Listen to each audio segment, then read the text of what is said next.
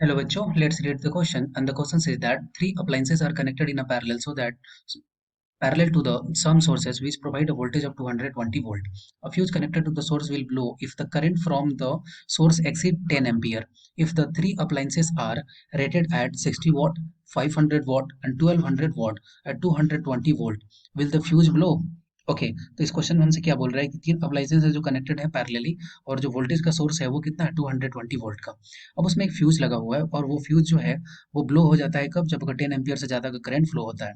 और जो तीन अप्लायंसेस लगे हुए हैं उसकी पावर का वैल्यू दिया हुआ है 60 वॉट, 500 वॉट एंड 1200 वॉट, ठीक है। और तीनों किस पे कनेक्टेड है 220 वोल्ट पे।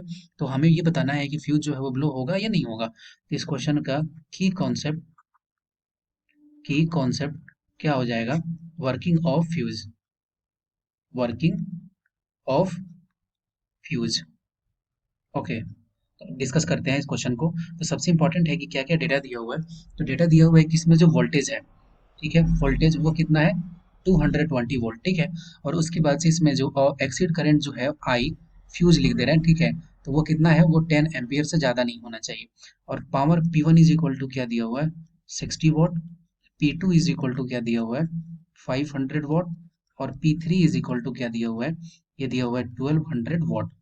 ओके, तो हम ये बोल सकते हैं कि टोटल पावर कितना है, total power, and this is equal to 60 plus 500 plus 1200। Okay, जब इसको ऐड करेंगे, ऐड करने पे क्या हो जाएगा, ये हो जाएगा 1760 वोल्ट।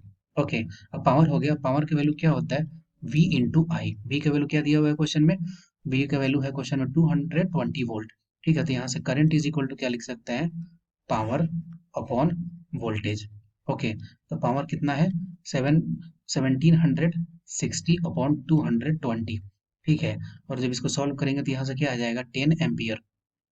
लेकिन जो फ्यूज का जो करंट दिया हुआ है वो कितना तक वियर कर सेफली यूज कर सकते हैं, तो वो दिया हुआ है आई ऑफ फ्यूज, दिया हुआ है 10 एम्पियर, ठीक है। और जो हमें रिक्वायर्ड करंट है जो सर्किट में फ्लो हो रहा है वो कितना हो रहा है, वो हो रहा है 8 एम्पियर। इसका मतलब कि easily easily use in circuit.